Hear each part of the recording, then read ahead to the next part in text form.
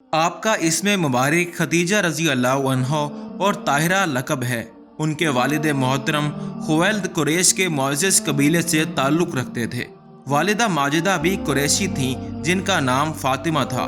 آپ رضی اللہ عنہ شروع سے ہی نیک اور عفت مآب تھیں اور زمانہ جاہلیت کی مروجہ رسوم اور ناگفتہ بے باتوں سے محفوظ تھیں۔ آپ رضی اللہ عنہ کے والد محترم تاجر تھے اور قبیلے میں انتہائی عزت و احترام کی نگاہ سے دیکھے جاتے تھے۔ حضرت خدیجہ رضی اللہ عنہ کے والد اپنی دیانت، سچائی، رحم دلی، ایمانداری اور بلندی کردار کے باعث ہر کسی سے عزت و احترام پا رہے تھے۔ حضرت خدیجہ رضی اللہ تعالی عنہ کی پہلی شادی زمانہ جاہلیت میں زراح تمیمی کے بیٹے بناش کے ساتھ ہوئی تھی۔ وہ ابو حالہ کے نام سے مشہور تھا۔ اس خاوند سے ان کے ہاں بیٹے پیدا ہوئے، ایک کا نام حالہ اور دوسرے کا ہند تھا۔ بناش تو زمانہ جاہلیت ہی میں انتقال کر گیا تھا۔ ہند حضور صلی اللہ علیہ وآلہ وسلم کی دعوت پر اسلام اور صحابہ میں شامل ہو گیا تھا۔ وہ جنگ جمل میں حضرت علی رضی اللہ عنہ کے ساتھ ان کے لشکر میں موجود تھے اور اس جنگ میں شہید ہوئے۔ بناش کی موت کے بعد حضرت خدیجہ رضی اللہ عنہ کا دوسرا نکاح عتیق بن عائد مخزومی سے ہوا۔ اس سے ایک لڑکی پیدا ہوئی، اس کا نام بھی ہند تھا، جو ایک عرصے تک حضور صلی اللہ علیہ وآلہ وسلم کے سایہ عاطفت میں رہیں۔ اعلان نبوت کے بعد پہلے ہی سال وہ ایمان لا کر صحابیات میں شامل ہو گئی تھیں۔ عتیق کے انتقال کے بعد حضرت خدیجہ رضی اللہ عنہا نے کچھ عرصہ بیوگی میں گزارا۔ آپ کے والد محترم چونکہ بوڑھے ہو گئے تھے، اس لیے حضرت خدیجہ رضی اللہ عنہ نے تجارت میں اپنے والد کی مدد کرنی شروع کر دی تھی۔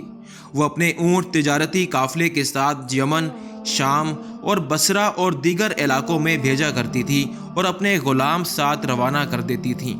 اس ساری کامیابی کے باوجود انہیں کسی دیانتدار، سچے اور قابل اعتماد شخص کی ضرورت تھی۔ آپ نے حضور صلی اللہ علیہ وآلہ وسلم کے بارے میں سنا تو فوراً آپ کو بلا بھیجا۔ حضور پاک صلی اللہ علیہ وآلہ وسلم کے چچا حضرت ابو طالب علیہ السلام کو تجارت میں نقصان ہوا تو اس صورتحال سے اپنے بھتیجے کو آگاہ کیا۔ چچا محترم نے حضور صلی اللہ علیہ وآلہ وسلم کو حضرت خدیجہ کے بارے میں بھی بتایا۔ نبی کریم صلی اللہ علیہ وآلہ وسلم نے حضرت خدیجہ سلام اللہ علیہ سے جا کر بات کی تو انہوں نے آپ صلی اللہ علیہ وآلہ وسلم کو بہت سا سامان تجارت دے کر اپنے غلام میسرہ کے ساتھ ملک شام روانہ کیا۔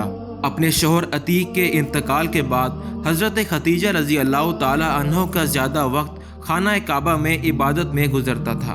مکہ کی کاہنہ عورتیں حضرت خدیجہ رضی اللہ عنہا سے اکثر یہ ذکر کیا کرتی تھیں کہ قریش میں آخری نبی کا ظہور ہونے والا ہے۔ کئی قریش سرداروں نے حضرت خدیجہ رضی اللہ عنہ سے شادی کی خواہش کا اظہار کیا، مگر آپ ہر بار انکار کر دیتی تھیں۔ اس تجارتی سفر میں جس میں حضرت خدیجہ رضی اللہ عنہ کا میسرہ نامی غلام بھی حضور پاک صلی اللہ علیہ وآلہ وسلم کے ساتھ تھا اور وہ آپ کو بغور دیکھتا اور ہر بات نوٹ کر رہا تھا۔ شام کے قریب جب یہ قافلہ پہنچا تو نستورہ نامی راہب نے میسرہ سے پوچھا کہ وہ درخت کے نیچے جو شخص بیٹھا ہے وہ کون ہے؟ میسرہ نے بتایا کہ وہ محمد صلی اللہ علیہ وآلہ وسلم بن عبداللہ ہیں، جن کے دادا کا نام عبد المطلب ہے۔ راہب بولا، یہ شخص بہت جلد اس امت کا آخری نبی ہونے والا ہے۔ قافلہ واپس پہنچا تو اس سال حضرت خدیجہ رضی اللہ تعالی عنہ کو دگنا زیادہ منافع ہوا تھا۔ میسرہ نے ایک ایک بات حضرت خدیجہ رضی اللہ عنہ کو بتائی اور راہب والا قصہ بھی بیان کیا۔ آپ صلی اللہ علیہ وآلہ وسلم کی شرافت، ایمانداری، سچائی اور حسن اخلاق سے متاثر ہو کر ان سے نکاح کی خواہش کا اظہار فرمایا۔ حضور صلی اللہ علیہ وآلہ وسلم نے اپنے چچا جناب ابو طالب سے مشورہ کیا تو چچا نے ایسا کر لینے کی نہ صرف بخوشی اجازت دے دی بلکہ اس شادی کو نیکی و بھلائی کے حوالے سے مبارک قرار دیا۔